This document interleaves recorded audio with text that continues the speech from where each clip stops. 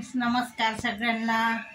Good मॉर्निंगच म्हणता येईल आता तर सकाळचे, कारण 11 वाजले.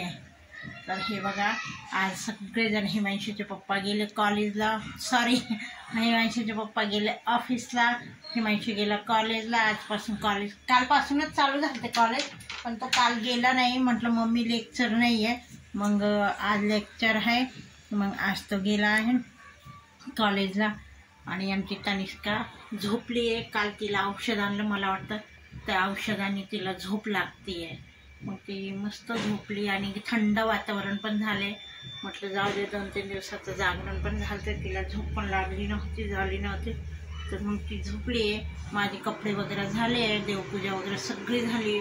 मग दिवाबत्ती पण झाली आहे, पोथी वगैरे वाचून वगैरे सगळे झाले. तर हे आमचं झाले. आता इथे म्हटलं घरबीर झटका, खूप घर खराब झाले. खालचं कांदे बटाटा हे सगळं काढलं. म्हटलं तांदूळला पण पावडर वगैरे लावून घ्यावं.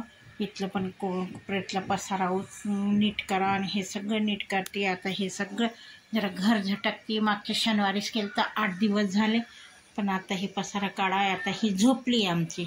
आणि आज काय नेमकं आमचं काही काम नाही. आज नुसतं स्वयंपाकाला साबुदाणा आहे. साबुदाणा केलेला आहे मी, त्यांच्या डब्याला दिलं साबुदाणा, हिमांशीला पण दिला साबुदाणा. आणि म्हटलं काय तनिष्का झोपली आहे, तर आपण घ्यायचं आवरून, झाडू फरशी पुसून. बाहेरचं झालं आहे सगळं, माझी रांगोळी वगैरे, भांडे पडले. आता फराळाचं करेल तेव्हा सगळ्यांचं भांडे काढून घेईल, म्हणजे एकत्र. आणि आता ही कधी उठते बघू. तिला आता सकाळचे औषध द्यायचे होते. काल तिला औषधी पण आणले. हे बघा 2 बाटल्या आणल्या मी, डॉक्टरने यांनी दिल्या आयुर्वेद. मला वाटतं त्याच्याने झोप लागली आहे, तर छान झोपली आहे तनिष्का. चला तर मित्रांनो.